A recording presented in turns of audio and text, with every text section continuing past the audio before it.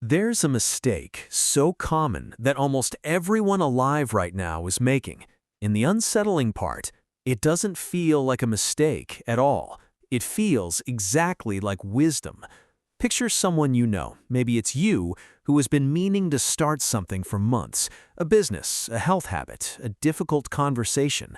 Not because they're lazy, not because they don't care. They're waiting for the right moment, for things to settle, for confidence to arrive.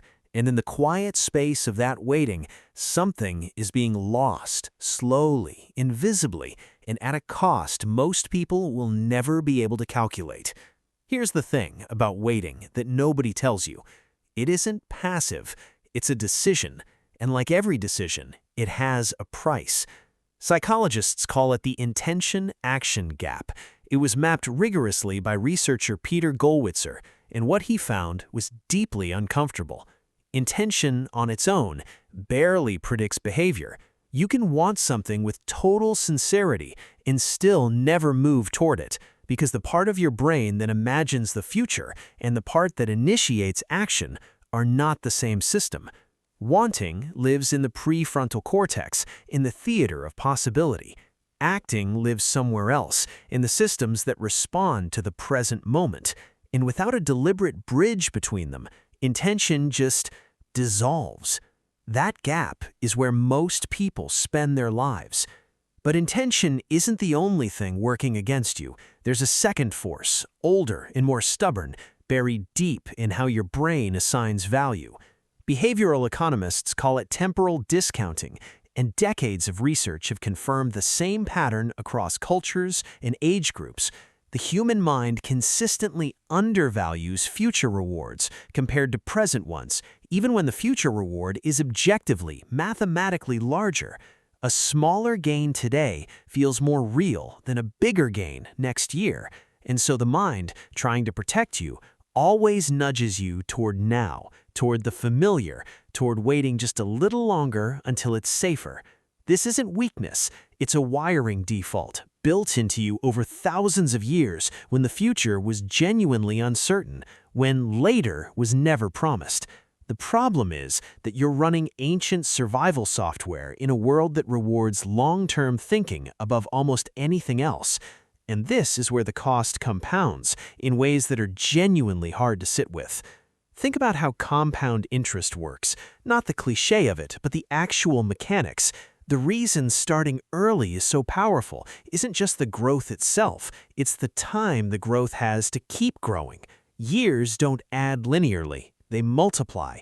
And when you delay, you don't just push the outcome back, you remove the years that would have done the most compounding work. The math doesn't just slow, it fundamentally changes shape. Now take that same principle out of finance. Apply it to a skill you haven't started building, a relationship you haven't invested in, a creative idea you've been holding in your chest like something fragile. Every day that passes isn't neutral ground, it's the compounding you opted out of.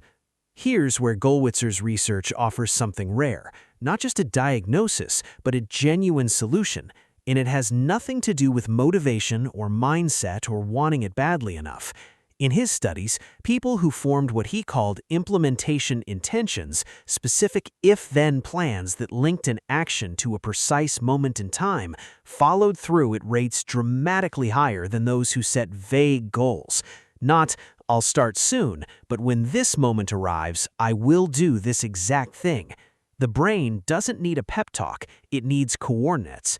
The vagueness is the trap. Someday is where intentions go to expire.